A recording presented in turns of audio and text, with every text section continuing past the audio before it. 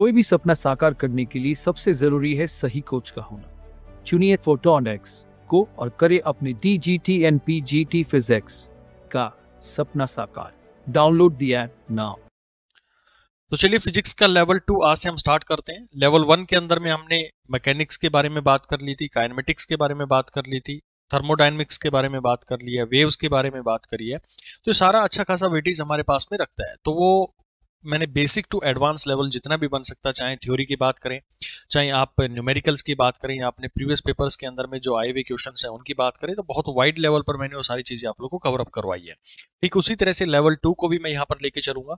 इसका भी एक अपने आप में सीक्वेंस होगा। देखिए इलेक्ट्रोस्टैट जो हमारे पास में टॉपिक आता है जिसकी हम शुरुआत करने जा रहे हैं, ये अपने आप में बहुत ही बड़ा चैप्टर होता है और इसके अंदर में जो हमें पढ़ना पड़ता है, तो बेसिक ये मान के चलिए कि टाइप्स में आप लोगों को बता देता हूँ। सबसे पहले हम इसको इलेक्ट्रोस्टैट 1 के नाम से जानते हैं, फिर हम इलेक्ट्रोस्टैट 2 पढ़ते हैं। मैं एक रूपरेखा इस पूरे चैप्टर की दे रहा हूँ। हाँ, और चीज मैं आप लोगों को एक इन्फॉर्मेशन और प्रोवाइड करना चाहता हूँ। जो भी हमारे साथ में कंप्लीट कोर्स के अंदर में एनरोल होना चाहते हैं, तो फोटोनिक्स ऐप का लिंक आपको नीचे डिस्क्रिप्शन में मिल जाएगा। अगर आप इस वीडियो को यूट्यूब पर देख रहे हैं या फिर किसी भी अदर प्लेटफॉर्म के ऊपर में देख रहे हैं, तो फोटोनिक्स आप ऐप डाउनलोड करेंगे तो वहाँ पर प्रॉपर हमने जो भी थ्योरी थी या न्यूमेरिकल्स थे वो सारे के सारे बहुत ही सिस्टमेटिक वे के अंदर में कंप्लीट कोर्स जो है वहां पर आप लोगों के लिए लॉन्च किया गया है और बहुत ही नॉमिनल चार्जेस के ऊपर में हमने अपने कोर्सेज को वहां पर लॉन्च किया हुआ है। तो आप जाकर ज्वाइन कर सकते हैं जो भी इंटरेस्टेड है अपने किसी भी वन डे कॉम्पिटिटिव एग्जाम के लिए। तो बात करूंगा मैं, बाकी कोई डेमो लेक्चर देखना चाहता है तो फोटोनिक्स का जो यूट्यूब चैनल है वो देख सकता है और फोटोनिक्स ऐप के ऊपर में भी काफी आपको डेमो लेक्चर्स मिल जाएंगे।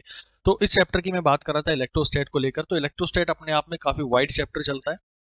हम मैकेनिक्स में थोड़ा सा क्या होता था, जब हम लेवल 1 पढ़ रहे थे जिसमें मैकेनिक्स काइनेमेटिक्स था, तो इनको हम इजीली हम फील कर पाते थे। मैंने फ्रिक्शन के बारे में बात करी तो आपने इजीली इसको फीलिंग कर लिया। फिर मैंने आपको एनएलएम के बारे में बात की, लॉज के बारे में बात करी, तो आप इजीली अपनी डे टू डे लाइफ के अंदर में उनको जो था फील कर पाते थे। लेकिन जब मैं आप लोगों से बोलता हूँ ऑप्टिक्स के बारे में बात करता हूँ, क्योंकि जनरल आइडियाज आपको है मेरा यहाँ पर इस जब मैं इलेक्ट्रोस्टैट भी पढ़ाऊंगा तो यहाँ पर भी हमारी सीक्वेंस यही होगी कि आपको मैं बेसिक टू एडवांस लेवल तक लेके जाऊं, यानी कि एग्जामिनर क्या सोच के आपका क्वेश्चन जो है वो बना सकता है, उस लेवल तक आपकी एक सोच डेवलप करना है। यहाँ पर मेरा मेन मोटिव यही होता है कि आपको कम समय के अंदर में ज्यादा से ज्यादा कंटेंट देकर और साथ में आपके अंदर में एक एनालिटिकल पावर डेवलप करना, आपके सोचने के दायरों को ओपन करना कि कैसे हमें क्वेश्चंस की अप्रोच करनी चाहिए। बेसिक हमारा एग्जामिनर जब आप किसी कॉम्पिटिटिव एग्जाम में बैठते हैं तो आपका जो है हाथ पैर फूलने लग जाता है, क्योंकि क्वेश्चन जो है वो बहुत सारे घूम फिर कर आ जाते हैं और अपने उस लेवल की तैयारी नहीं करी होती है। मैक्सिमम केसेस के अंदर में ऐसा मैंने देखा है अपने इतने लंबे टीचिंग एक्सपीरियंस के में। तो वो कैसे आप लोग को अप्रोच करना, आज पहला लेक्चर है इस इलेक्ट्रोस्टैट को लेके, तो थोड़ा मैं आप लोगों को एक रूपरेखा बना रहा हूं ताकि आप लोग अपने आप में एक सेल्फ कॉन्फिडेंस बिल्ड कर पाए। बाकी तो हम आगे जो भी हमारी क्लासेस होंगी उसके अंदर में मैं कंटेंट डिलीवर करूंगा, न्यूमेरिकल्स आप लोग को बहुत एक्सेस में यहाँ पर करवाए जाएंगे।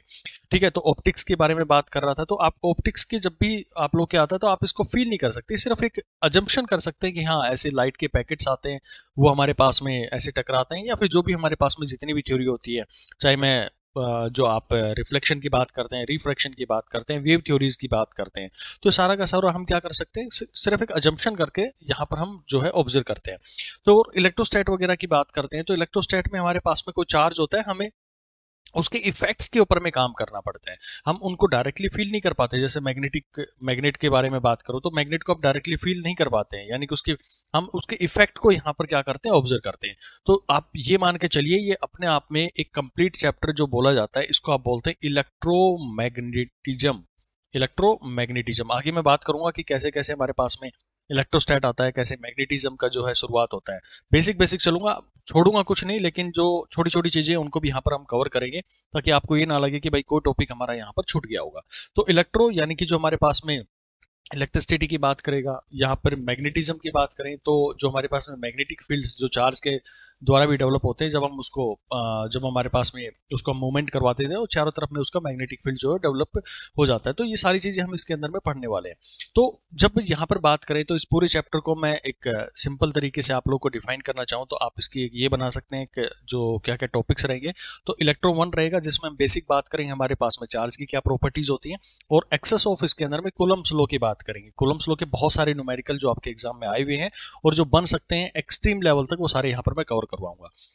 फिर हमारे पास आता है इलेक्ट्रोस्टैट 2। इलेक्ट्रोस्टैट में हम पढ़ते हैं बेसिकली जो हमारे पास में गोज लो वगैरह हो गई हैं, ठीक है, पोटेंशियल हो गया है, इलेक्ट्रिक फील्ड हो गया, वो सारा का सारा इसके अंदर में हम कवर अप करते हुए चल जाते हैं।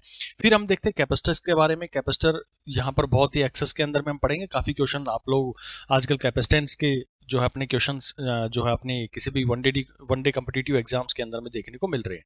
और फिर हम जो भी बात करेंगे, फिर हम बात करेंगे इस पूरे इलेक्ट्रोमैग्नेटिज्म की बात कर रहा हूँ तो मैग्नेटिज्म की बात करेंगे, फिर हम ईएमआई की बात करेंगे, फिर एसी करंट जो होता है, अल्टरनेटिंग करंट्स होते हैं उनके बारे में बात करेंगे, और फिर फाइनली जो हमारे पास में ईएम वेव्स की बात करेंगे। तो ये काफी वाइड चैप्टर हमारे पास में चलता है। तो अब आप लोगों का थोड़ा सा दिमाग जो है हमारी इस यूनिट की तरफ में आ जाना चाहिए। ये नोट्स जो है ये प्रॉपर आप लोगों को आपकी ऐप के ऊपर में जो है वो मिल जाएंगे। आपको नोट्स बनाने की कोई ज़्यादा इतनी जल्दबाजी मत करना भाई। मैं पहले भी जब लेवल 1 आपको कंप्लीट करवा रहा था वहां पर भी आप लोगों को मैंने ये चीज़ आप जो है बताई थी कि कभी भी नोट्स जो है उनको बनाने में अपना टाइम वेस्ट ना करें। पहले चीज़ों को समझे, आपको समझ में आ जाती है, आप वीडियो को पॉज करके थोड़ी देर के लिए अपने नोट्स को जो है वो डिज़ाइन कर सकते हैं। लेकिन आप कंप्लीटली मैं यहाँ पे बताए जा रहा हूँ, आप उनको नोट्स बनाते चलेंगे तो आपको कुछ भी पल्ले नहीं पड़ेगा। आपको बार बार वो जो वीडियो देखना पड़ेगा। आप पहली बार में वीडियो अपने नोट्स बना लेंगे, फिर दोबारा क्या करेंगे, इस वीडियो को देखेंगे, तो आपका डबल टाइम खराब हुआ। अब बेटर है कि एक बार में अच्छे से समझे और इस स्ट्रेटेजी को आगे तक भी फॉलो करके आप लोगों को चलना है। चाहे कोर्स हमारा कब तक, जब तक भी हमारा ये कोर्स चल रहा है, जब तक हमारे टॉपिक जो है कंप्लीट नहीं हो जाते हैं। ठीक है, अब मैं शुरुआत कर रहा हूँ। जो हमारी इलेक्ट्रोस्टैट की बात कर रहा था मैं, तो उसकी बेसिक चीज़ों के बारे में बात कर लेता हूँ। तो मैं सबसे पहले बात करूंगा इलेक्ट्रोस्टैट को लेकर। तो इलेक्ट्रोस्टैट है क्या बेसिकली? देखो, जब मैं इलेक्ट्रो की बात करता हूँ तो इलेक्ट्रो का सिंपल सा मतलब होता है कि हम किसकी स्टडी करते हैं, स्टडी ऑफ चार्ज। देखो, छोटी छोटी चीज़ें आप सभी को पता है, मैं ये थोड़ा सा अजम्पशन कर सकता हूँ क्योंकि ये बेसिक चीज़ें आपने अपनी ज़िंदगी के अंदर में ये मानिए कि 6-7 क्लास से पढ़ना शुरू कर दिया होगा। स्टडी ऑफ चार्ज के बारे में हम इस इलेक्ट्रोस्टैट के बारे में इसके अंदर में बात करते हैं। मेरा मेन मोटिव आपको डेफिनेशंस जो है वो पढ़ाना नहीं है, क्योंकि ये तो आप लोगों ने अपनी किताबों से जो है रट रखी है, बहुत अच्छे से समझ रखी है। मेरा मेन मोटिव होगा कि आपको क्वेश्चंस की अप्रोच कैसे करनी है। लेकिन जब मैं क्वेश्चन की अप्रोच पर पहुंचाऊंगा तो मुझे उसकी एक भूमिका तो तैयार करनी पड़ेगी ना। तो अभी मैं क्या कर रहा हूँ, उसकी एक भूमिका तैयार कर रहा हूँ आप लोग के लिए। अब धीरे धीरे धीरे धीरे जो है आगे की तरफ में बढ़ते रहिए। मैं आपको एक ये अश्योर करता हूँ कि जब आपका ये चैप्टर कंप्लीट होगा ना, तो आपका एक भी क्वेश्चन, आई गारंटी, एक भी क्वेश्चन आपका अपने एग्जाम के अंदर में नहीं छूटेगा, अगर आपने ईमानदारी से मेरे साथ में यहाँ पर काम कर लिया। तो यहाँ पर हमारा जो मेन मोटिव जो रहता है कि फालतू की बकवास नहीं होती है। जिसको पढ़ाई करना है वही यहाँ पर आकर जुड़े भाई, जिसको नहीं करना है वो कहीं पर भी जाकर अपना जो है तैयारी कर सकता है। हमारा मेन जो रहेगा वो आप लोग के लिए एक्सेस टाइम जितना भी मैं यहाँ पर दे पाऊंगा आप लोगों को, वो आपको टीचिंग के दौरान दूंगा। यहाँ पर मेन मोटिव रहेगा जो भी क्वेश्चंस हैं वो मैं आपको ज्यादा से ज्यादा यहाँ पर कवर कर पाऊँ। तो बेसिक प्रॉपर्टीज को लेके बात कर लेते हैं। ये चार्ज था, तो आखिर ये क्या है? इस चार्ज की कुछ ना कुछ तो प्रॉपर्टीज होती हैं। तो इसको जब एनालिसिस किया गया, ये आप सभी को पता है कैसे चार्ज का नाम दिया गया, किसने दिया, ठीक है, वो सारी कहानियां आप लोग की छोटे छोटे न्यूमेरिकल जो है वो बनते हैं, वो आप लोग पढ़ सकते हैं। तो इसकी सबसे पहली जो प्रॉपर्टी हमारे पास में बनती है, छोटी छोटी प्रॉपर्टीज आप देख ले कि ये हमारे पास में दो टाइप का होता है। सभी को पता है इसके बारे में कौन कौन सा होता है, पॉजिटिव होता है, नेगेटिव। मैंने कहा ना कि मैं छोड़ूंगा कुछ नहीं, लेकिन जो भी है छोटी छोटी पॉइंट्स जो आप लोगों ने पढ़ रखे हैं तो उसको मैं बहुत फास्ट यहाँ पर लेकर चलने की कोशिश करूंगा। और इसमें भी आप लोगों को एक प्रॉपर्टी के बारे में बताया कि पॉजिटिव पॉजिटिव या नेगेटिव नेगेटिव होते हैं। ये अपने आप में क्या करते हैं, रिपल्सन करते हैं, रिपल्सन। और अगर मैं पॉजिटिव नेगेटिव की बात करूं तो ये अपने आप में क्या करते हैं, अट्रैक्शन करते हैं। ये छोटी छोटी प्रॉपर्टीज आप लोगों ने अच्छे से देख रखी है। पहली प्रॉपर्टी आप लोगों ने देखी। फिर मैं इनकी यूनिट्स की बात कर लेता हूं। तो यूनिट इसकी क्या होती है, यूनिट इसकी जो होती है वो हमारे पास में होती है कूलम्ब। कूलम्ब इसकी यूनिट होती है और हम सी से इसको जनरली रिप्रेजेंट करते हैं। ठीक, दूसरी कहानी इसकी बात करें तो ये अपने आप में क्या होती है, स्केलर क्वांटिटी होती है, स्केलर क्वांटिटी होती है। अच्छा, अब जो नेक्स्ट हमारे पास मैं बताने वाला हूँ, ये शायद जो हमारे पास एक बार IIT JEE का पेपर था उसके अंदर में इससे रिलेटेड एक क्वेश्चन पूछा गया था। तो क्या था क्वेश्चन कि जो हमारे पास में स्मॉलेस्ट यूनिट होती है चार्ज की, वो क्या होता है भाई? स्मॉलेस्ट यूनिट जो होती है वो क्या होती है, जो मिनिमम से मिनिमम मतलब छोटी से छोटी जो इकाई हो सकती है किसी भी चार्ज की, वो होती है इलेक्ट्रॉन।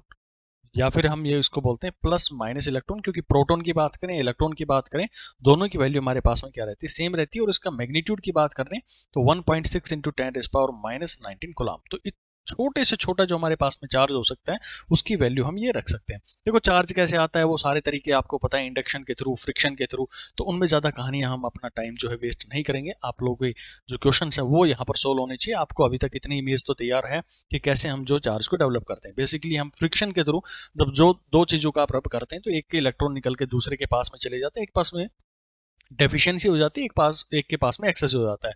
तो जिसके पास में एक्सेस अमाउंट ऑफ चार्ज होता है तो उसको हम नेगेटिव चार्ज बोल देते हैं, जिसके पास में डेफिशिएंसी हो गई है उसको हम बोल देते हैं कि वो अपने आप में पॉजिटिव चार्ज हो गई। तो छोटी छोटी कहानियां आप सभी इसके बारे में जानते हैं।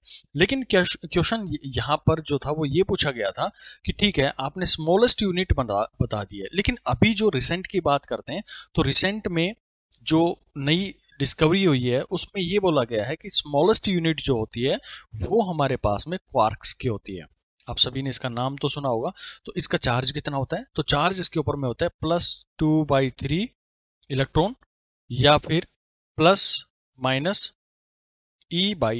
तो ये दो यूनिट्स हम इसकी क्या करते हैं, डिफाइन करते हैं। लेकिन कभी भी आपको एग्जाम के अंदर वो पूछा जाता है तो आपको सिर्फ और सिर्फ इस इलेक्ट्रॉन को ही लेकर चलना है। ये सिर्फ क्या है हमारे पास में आपको नॉलेज होनी चाहिए कि अभी रिसेंट में जो डिस्कवरी चल रही है उसके अंदर में जो स्मॉलेस्ट यूनिट है चार्ज की वो क्या है, तो वो है हमारे पास में क्वार्क्स है। ओके तो ये प्रॉपर्टी होगी। नेक्स्ट प्रॉपर्टी की बात करें तो मास जो होता है इलेक्ट्रॉन का, मैंने कहा ना कि ये पहला जो इंट्रोडक्शन है बहुत बेसिक चीजें इसके अंदर में कवर करवाएंगे क्योंकि छोड़ना कुछ नहीं है, करना हमें सारा कुछ कवर है। तो वो बेस जो है आपका उठाते हुए यहाँ पर हम चल रहे हैं। तो मास जो है वो 9.1 × 10⁻31 kg होता है इसका। फिर हम बात करें जो प्रोटॉन होता है, मास ऑफ प्रोटॉन, उसका जो वैल्यू होता है 1.67। ये इसलिए बता रहा हूँ क्योंकि भाई आगे काम आने वाली है ये वैल्यू जो आपको बताई जा रही है ना मास का, जो चार्ज का, क्योंकि मास हम कहाँ पर यूज करेंगे जब मैं फोर्स की बात करूंगा। फोर्स जो एक तो इलेक्ट्रोस्टैटिक फोर्स होगी और कभी उसके अंदर में एक्सेलेरेशन आ गया तो मुझे मास इनटू में एक्सेलेरेशन यूज करना पड़ेगा ना वहां पर। तो मास में कौन सा लूं, तो ये मास वहां पर हमें इनकी जरूरत पड़ती है, इसलिए आप लोग को यहाँ पर डिफाइन किया जा रहा है। तो यहाँ पर आप चीज ध्यान रखें कि जो भी चीज पहली क्लासेस के अंदर में बताई जा रही है उनका कहीं ना कहीं आगे जाकर कोई सिग्निफिकेंस होगा, उनको वहां पर मैं कोरिलेट करवाऊंगा। तो छोड़ना कुछ भी नहीं है, आप लोगों को भी याद रखनी है, कंठस्थ होनी चाहिए वैल्यूज आप लोगों की। 10⁻27 kg, ठीक है। ये चार्ज दोनों के ऊपर में सेम रहता है लेकिन जो मासेस होते हैं दोनों के ऊपर अलग अलग होते हैं। एक के पास 9.1 और एक के पास में 1.67 वैल्यू उसकी होती है, ठीक है। अब एक कहानी यहाँ पर बात करें, जब भी कोई भी मेरा सिस्टम होता है तो उसके पास में equal amount of negative charge और equal amount of positive charge होते हैं, ठीक है। यानी बॉडी जो होती है वो अपने आप में क्या रहती है, हमेशा न्यूट्रल रहती है। कैसे रहती है, देखो इसके अंदर में मान लो एक बॉडी थी मेरे पास में, इससे मैंने क्या कर दिया, 5 इलेक्ट्रॉन जो थे वो बाहर निकाल दिए। अब 5 इलेक्ट्रॉन यहाँ पर बाहर निकल गए हैं तो यहाँ पर क्या रह जाएगी, एक डेफिशिएंसी क्रिएट हो जाएगी। डेफिशिएंसी क्रिएट होने का मतलब है कि यहाँ पर क्या रह गया भाई, इसके पास में 5 इलेक्ट्रॉन्स की क्या हो गई है, डेफिशिएंसी होगी। यानी कि ओवरऑल मैं बात करूं, अगर मैंने 5 इलेक्ट्रॉन यहां से निकाल दिए तो 5 क्या हो गए यहाँ पर, जो मेरे पास में जो प्रोटॉन थे उनकी यहाँ पर क्या हो गया, वो डेफिशिएंसी क्रिएट हुई बेसिकली। और डेफिशिएंसी को हम क्या बोलते हैं कि वहां पर प्रोटॉन जो है वो अपने आप में डेवलप हो गया। यानी कि चार्ज जो था वो उसकी वैल्यू तो वो उतनी थी हमारे पास में 1.6 × 10⁻19, इतना ही चार्ज इसके ऊपर में पॉजिटिवली जो था वो डेवलप हो गया। यानी कि ओवरऑल बात करें तो बॉडी जो हमेशा क्या रहती है अपने आप में, वो रहती है न्यूट्रल। ये रहती है अपने आप में एक न्यूट्रल कंडीशन के अंदर में जो है बनी रहती है, ठीक है। ये प्रॉपर्टी आप लोगों ने पढ़ रखी है, इसका मैं आगे यूज करूंगा और अच्छे क्लैरिटी आप लोगों को वहां पर आ जाएगी। नेक्स्ट एक बहुत इंपॉर्टेंट प्रॉपर्टी हमारे पास में ये होती है क्वांटाइजेशन। अब क्वांटाइजेशन ऑफ चार्ज को आप समझे तो होता क्या है, ये मान लो मेरे पास में कोई इलेक्ट्रॉन है, यहाँ पर कोई दूसरी बॉडी है, तो जब यहाँ से ये इलेक्ट्रॉन था, ये इलेक्ट्रॉन था, इसके अंदर में इलेक्ट्रॉन्स थे, ऐसे इलेक्ट्रॉन थे, बेसिक यूनिट थी जो, क्योंकि हमें पता है कि बेसिक से बेसिक यूनिट हमारी छोटी से छोटी यूनिट क्या हो सकती है, वो इलेक्ट्रॉन हो सकती है। वो बात अलग है, मैंने क्वार्क्स आपको बताया वो स्टाइल मारने के लिए बता दी, ठीक है, ध्यान रखना क्योंकि नई डिस्कवरीज हुई है इसलिए आपको थोड़ा सा उसको भी अवेयर होना चाहिए क्या क्या हमारे आसपास में चीजें जो है घटित हो रही है। तो जब मैं इन दोनों चीजों को रब करूंगा तो क्या आप खुद बताना, तो क्या ऐसा होगा कि ये टूट के, ये इलेक्ट्रॉन टूट के आधा इधर चला जाएगा ऐसे और आधा यहीं रह जाएगा, क्या कभी ऐसा पॉसिबल है? जी नहीं, इस तरह का कभी भी हमारी जो मैकेनिक्स इस तरह का होता है तो उसके अंदर में कभी भी इस तरह की चीजें पॉसिबल नहीं है। अगर जाना है तो ये पूरा इलेक्ट्रॉन उठकर यहां पर जाएगा, अगर यहां से किसी इलेक्ट्रॉन को आना है तो ये पूरा इलेक्ट्रॉन उठकर यहां पर आएगा। यानी कि आप ये कहो कि एक इलेक्ट्रॉन को उठ के जाना है, लेकिन या तो एक उठ के जाए या फिर दो उठ के जाए या फिर तीसरा टूट कर यहाँ पर आप दोनों चीजों को रब करेंगे तो कुछ इस तरह का होता है। देखो मैं थोड़ा सिनेरियो आपको समझाता हूँ। फ्रिक्शन के अंदर में होता क्या है, मान लो चार मेरे इलेक्ट्रॉन है, इधर ये चार इलेक्ट्रॉन है, जब आप इनको रब कर रहे हैं तो एक दूसरे में क्या होते हैं, फंस जाते हैं। ठीक है, एक एनालिटिकल तरीके से समझने की कोशिश करो। तो ये जो इलेक्ट्रॉन है जिसके पास में ज्यादा फोर्स होगी उसको तोड़ता हुआ अपने साथ में लेके चला जाएगा। ठीक है, समझा रहा हूँ मैकेनिक्स के फॉर्म के अंदर में आपको। तो ये इलेक्ट्रॉन टूट के इसके पास में चला गया, तो कंप्लीट इलेक्ट्रॉन गया ना, तो यहाँ पर क्या होगी, डेफिशिएंसी होगी। एक दो तीन बचे मेरे पास में, फोर्थ जो था वो यहाँ से टूटकर निकल चुका है।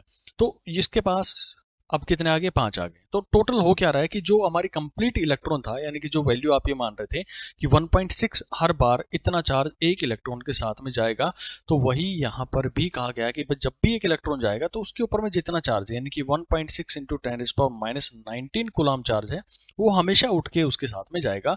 और इसको हम बोल देते हैं कि ये इंटीजर मल्टीपल है या फिर इंटीग्रल मल्टीपल है। तो प्लस माइनस, चाहे वो मैं पॉजिटिव की बात करूं या नेगेटिव की बात करूं, तो इतना चार्ज उस बॉडी के ऊपर में जो हमेशा डेवलप हो जाता है। तो ये n की वैल्यू क्या रहेगी मेरे पास, 1 2 3 4, इस तरह से इंटीजर वैल्यू आपको लेके चलनी है। तो ये क्वांटाइजेशन होता है। कभी ये भी नहीं होगा कि मैंने कहा कि जब बॉडीज को रब किया गया तो 4.5 इलेक्ट्रॉन जो थे वो टूट के दूसरी बॉडी के ऊपर में चले गए। तो ऐसी प्रॉपर्टीज के ऊपर में आगे आगे क्वेश्चंस आएंगे, तो वहां पर मैं आप लोग को और क्लैरिटी दूंगा इसके लिए।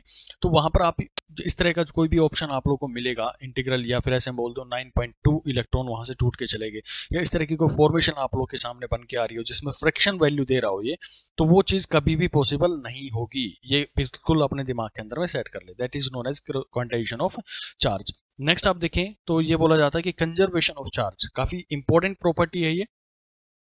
कंजर्वेशन ऑफ चार्ज को लेकर भी एक दो बार क्वेश्चन जो है पूछे गए थे, एक एग्जाम के अंदर में क्वेश्चन पूछा गया था।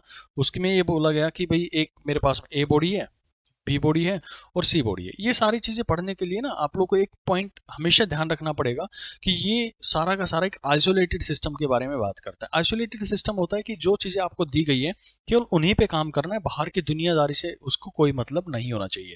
तो ये इसके बाहर मान लो मेरे पास में डी बॉडी थी, ई बॉडी है, एफ बॉडी है, तो ये जितना मैंने सर्कल बनाया इसको इसके अंदर अंदर जो चीजें हैं उनसे मतलब, बाहर की दुनिया से उसको कोई भी मतलब नहीं है। तो इसके ऊपर में मैंने दिया कि 2 कूलम चार्ज है, इस पे दे दिया 3 कूलम चार्ज है, इसमें -1 कूलम चार्ज है। इनके साथ में कुछ मतलब आपस में कुछ इंटरेक्शंस हुए इनके, और इंटरेक्शन होने के बाद में जो फाइनल हमारी आइसोलेटेड बॉडी के अंदर में ये जो बॉडीज थी वो बन गई है कुछ इस तरह की। ये हो गया दूसरा बॉडी, ये हो गया तीसरा, ये हो गया, इसके ऊपर में -2 कूलम हो गया, इसके ऊपर में 4c कूलम हो गया। तो अब आपको ये बताना है कि इसके ऊपर में क्या चार्ज रहेगा। तो समझो भाई जितने इलेक्ट्रॉन थे मेरे पास में, जितने इलेक्ट्रॉन्स थे, जैसा इस क्वेश्चन में मैंने आपको बताया पीछे जो था कि 4 इलेक्ट्रॉन थे, फिर से यहां पर मैं समझा देता हूं आपको। ये दो बॉडीज है मेरे पास, 1 इलेक्ट्रॉन, 2 इलेक्ट्रॉन, 3 इलेक्ट्रॉन, 1 2 3 3 इलेक्ट्रॉन हमने मान लिए। और मैं बोलता हूं कि ये पूरा मेरे पास में एक आइसोलेटेड बॉडी है, यानी कि बाहर की दुनिया से उसको कोई भी मतलब नहीं है। नहीं है तो भाई टोटल यहां पर इलेक्ट्रॉन मेरे को बताओ। तो आपने कहा जी टोटल इलेक्ट्रॉन मेरे पास में 6। ठीक है भाई, अब मैंने इनको रब किया या जो भी इंटरेक्शन हुआ तो एक इलेक्ट्रॉन टूट के मान लो यहां से इसके ऊपर में चला गया। अब मैं आपसे पूछूं कि भाई टोटल इस आइसोलेटेड सिस्टम में कितना चार्ज है, कितने इलेक्ट्रॉन है, तो आपका आंसर यहां पर भी क्या रहेगा जी, अभी भी क्या है, 6 ही रहेगा उसके अंदर में। तो आप ये देख रहे हैं कि जो चार्ज था वो तो अपने आप में क्या रह रहा है, कंजर्व रह रहा है। और चार्ज किसके ऊपर में आता है, जो इलेक्ट्रॉन होते हैं उनकी वजह से आता है, या पॉजिटिव जो हमारे पास में होल्स होते हैं जब सेमीकंडक्टर वगैरह की बात करते हैं, या प्रोटॉन के बारे में बात कर लें, तो वो चार्ज जो होता है वो हमारे पास में क्या, यहाँ पर भी 6 बना हुआ, और बाद में जब टूट के हमने इलेक्ट्रॉन को दूसरी साइड में भेज दिया तब भी वहां पर 6 इलेक्ट्रॉन्स ही हमें देखने को मिले हैं। ठीक है, अगर ऐसी कहानी है तो वही चीज यहाँ पर हमें पूछी गई है कि बताओ x की वैल्यू कितनी होगी, यानी x के ऊपर में कितना चार्ज आएगा। तो 2 कूलम चार्ज पहले जो था हमारे पास में, 3 कूलम चार्ज था पहले, और -1 कूलम चार्ज था। तो ये टोटल हमारे पास में चार्ज इनिशियल लेवल पर है अगर मैं पहली कंडीशन की बात करूं। और दूसरे के ऊपर में क्या रहेगा, -2 + 4 प्लस में x। सोल्व कर लें, x की वैल्यू कितनी आ जाएगी, यहाँ से x को आप सोल्व करेंगे तो आपको मिलेगा 2 कूलम, यानी कि जो चार्ज यहाँ पर बना हुआ है वो कितना हो गया, 2 कूलम। आप यहाँ पर भी वेरीफाई कर सकते हैं, 3 2 5, 5 -1 हो गया 4, तो यहाँ 4 2 6। ठीक है, और 6 में से -2 गया तो वहां पर भी कितना है, 4, यानी कि दोनों साइड में अभी भी 4 कूलम है इधर भी, और यहाँ पर भी 4 कूलम चार्ज जो है मेंटेन बना हुआ है इसके अंदर। ठीक है, तो इस तरह से आपको कंजर्वेशन प्रॉपर्टी का जो है वो यूज करना चाहिए। बस इंपॉर्टेंट चीज ये है कि पूरे की पूरी कहानी जो मैंने आपको बताई है, ये पूरा का पूरा कहानी चलता है किस पे, आइसोलेटेड सिस्टम्स के ऊपर में, आइसोलेटेड सिस्टम, ये पॉइंट आप लोगों को इसके अंदर में जो है ध्यान रखना पड़ेगा। चलिए नेक्स्ट की बात करते हैं, काफी इंपॉर्टेंट पॉइंट है ये। इसमें बोला जाता है कि जो वेलोसिटी और हमारे पास में एक मास की रिलेशन होती है, वेलोसिटी एंड मास रिलेशन। अब ये कहता क्या है इसके अंदर में, हमने सभी ने देखा है कि जो मैंने वैल्यू आपको बताई, मास इक्वल टू 9.1 इंटू 10⁻³ कितना -31 kg आपको मैंने बताया। फिर दूसरा मैंने आपको बताया 1.67 इंटू 10⁻27 kg। तो आप दोनों में ये बता पा रहे हैं कि इलेक्ट्रॉन और जो प्रोटॉन है, इस दोनों के अंदर में भारी कौन है? पहली चीज तो जो प्रोटॉन है वो ज्यादा भारी है एज कम्पेयर टू जो इलेक्ट्रॉन है। और यही जो मास होता है ना, जो प्रोटॉन का होता है, यही हमारे जो न्यूट्रॉन्स होते हैं, आपको बेसिक स्ट्रक्चर एटम का पता ही है, इसके बारे में जानकारी है कि 3 चीज होती है, electron, proton, neutron. Neutron neutral रहता है, प्रोटॉन पे पॉजिटिव चार्ज रहता है, और इलेक्ट्रॉन जो होता है उसके ऊपर में नेगेटिव चार्ज होता है। ठीक है, तो आपने एक रिलेशन यहाँ पर सेटअप किया जाता है इसके अंदर में, और ये आपने बखूबी तरीके से पढ़ा भी होगा कि जो मास होता है किसी भी ऑब्जेक्ट का, वो हम प्रोवाइड करते हैं। अगर वो एक वेलोसिटी से मूव कर रहा है तो उसको हम डिफाइन करते हैं m0 divide by 1 minus v² divide by c²। यानी कि जब हम बात कर रहे हैं किसकी, जब जो हमारे पास में वेलोसिटी ऑफ लाइट के आसपास में जो अगर हम बात करें, तो जब वेलोसिटी के आसपास में जो बॉडी है वो पहुंच जाएगी, यानी कि ये जो v है ये c के पास में पहुंच जाएगा, तो जो हमारे बॉडी का मास है वो इंस्टेंटली क्या कर रहा है, वो हमारा इंक्रीज होता हुआ चला जाएगा इसके अंदर, क्योंकि ये डिनोमिनेटर जो है वैल्यू वो क्या होती चली जाएगी, कम होती चली जाएगी, और कम होने से हमारा जो ये मास है वो क्या हो जाएगा, बढ़ता हुआ इसके अंदर में चला जाएगा। तो ऐसे केसेस के अंदर में हम इस मास को क्या जानते हैं, यानी कि ये रिलेशन होती है कि इसमें वेलोसिटी और मासेस के बीच में। तो ठीक उसी तरह से जो हम मास यहाँ पर बात कर रहे होते हैं, अगर मैं रिलेटिवली बात करता हूँ, जब हम इसको बहुत तेजी की स्पीड के साथ में मूव करवा रहे होते हैं, तब हमें ये रिलेशन जो है वो यूज करनी होती है। अब ये m0 क्या होता है, इसको बोलते हैं रेस्ट मास, यानी कि बॉडी जब है, जब रुकी हुई है, मान ली आपकी बात करूं, आप जो है अपनी चेयर के ऊपर में बैठे हुए हैं, आपका अपना एक मास है, आपको मैं बोलूं कि रेस्ट मास है, लेकिन आप किसी ना किसी चीज का रिलेटिवली मूव कर रहे हैं।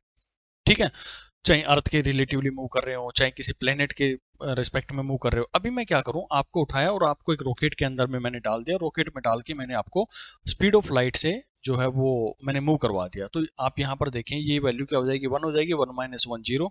और किसी भी चीज को आप 0 से डिवाइड करेंगे तो उसका मास जो है वो इनफाइनाइट हो जाएगा, बहुत ज्यादा मास उसका यहाँ पर हो जाएगा। तो ऐसे केसेस के अंदर में हम जो यहाँ पर एक अजम्पशन मान के चलते हैं कि हमारी बॉडी जो है वो रेस्ट में है, और रेस्ट में ही हमें उसका क्या है, मास जो है वो कैलकुलेट करना है।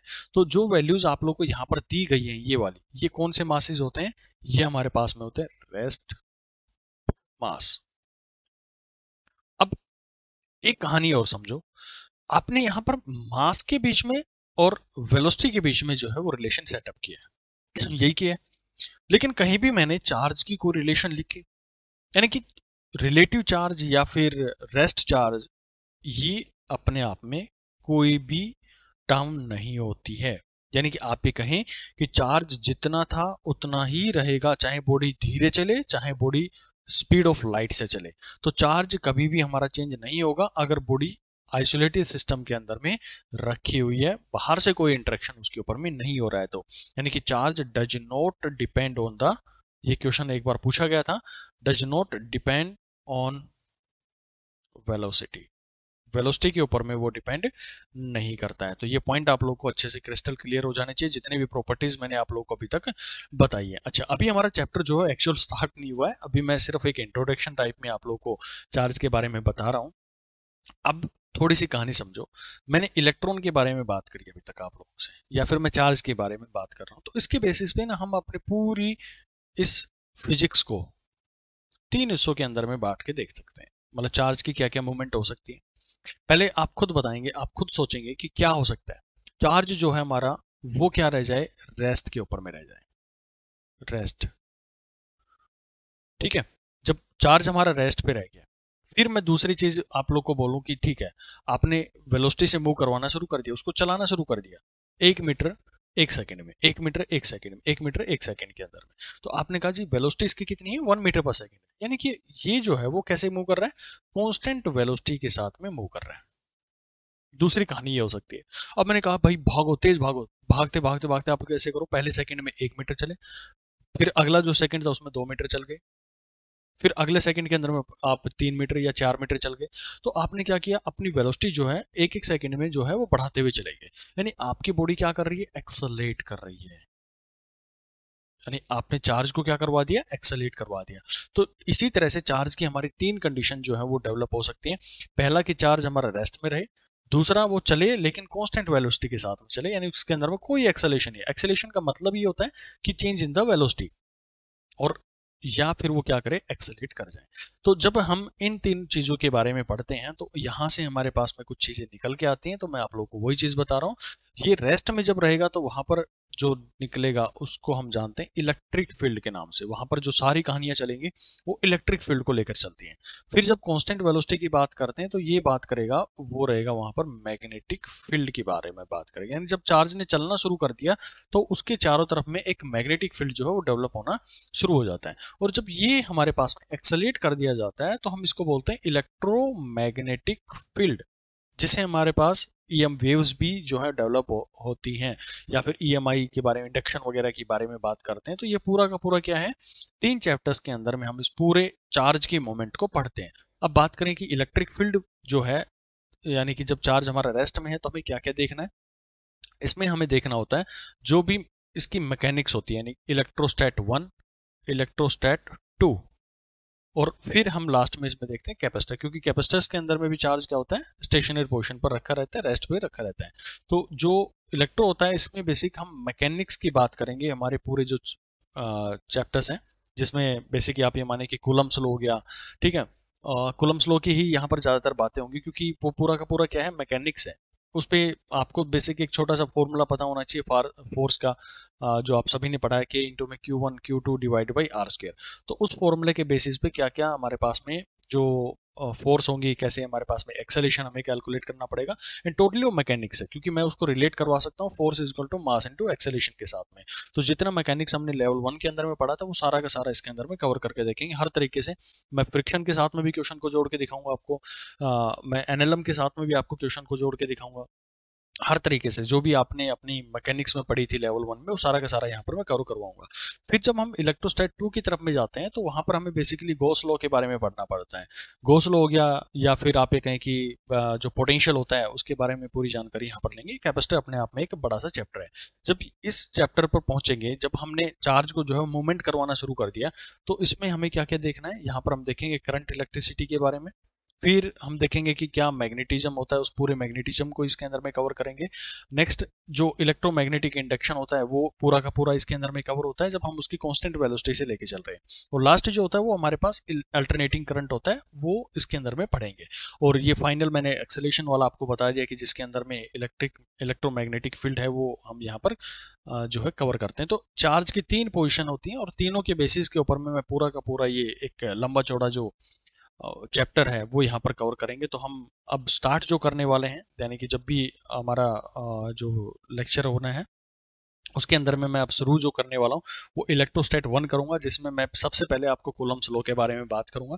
कूलम्स लॉ के बाद आप लोगों को कैसे फोर्स कैलकुलेट करनी होती है, कैसे उसका मैग्नीट्यूड कैलकुलेट करते हैं, कैसे उसकी डायरेक्शन को जो है वो आप कैलकुलेट करते हैं, ठीक है। फिर उसके बाद में कैसे कैसे हमारे पास में न्यूमेरिकल्स होते हैं, क्या क्या पॉसिबिलिटीज बनती हैं, पॉइंट चार्ज होगा तो क्या, कैसे हमें इस क्वेश्चन को सोल्व करना है, कोई क्लॉक के अंदर में, हेक्सागन के अंदर में, ट्रायंगल के ऊपर में, रेक्टेंगल के ऊपर में, स्क्वायर के ऊपर में आपको क्वेश्चन दे दिया जाए तो कैसे आप उसको कैलकुलेट करेंगे, काइनेमेटिक्स के कैसे जोड़ेंगे, फ्रिक्शन के साथ में कैसे जोड़ेंगे, इंटीग्रेशन का यूज करके डिस्ट्रीब्यूटेड चार्जेस के ऊपर में कैसे आप इसको सोल्व करेंगे।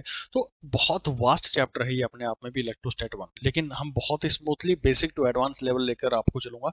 कुछ की पॉइंट्स होंगे जो मैं आपको बताऊंगा, और वही अगर आप हर क्वेश्चन के अंदर में लगाएंगे तो डेफिनेटली आपका क्वेश्चन जो विद इन 1 मिनट जो है वो सोल्व कर लेंगे, कितना भी बड़ा क्वेश्चन आप लोगों को एग्जामिनर जो है वो प्रोवाइड कर दे। फिर मैं लेमीज थ्योरम के बारे में भी आप लोगों से डिस्कस करूंगा।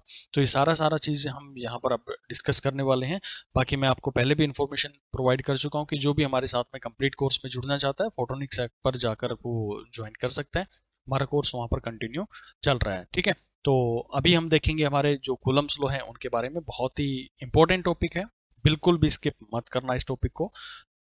तो चलिए देखते हैं उसको भी ना। कोई भी सपना साकार करने के लिए सबसे जरूरी है सही कोच का होना। चुनिए फोटोनिक्स को और करे अपने DGTNPGT फिजिक्स का सपना साकार। Download the app now.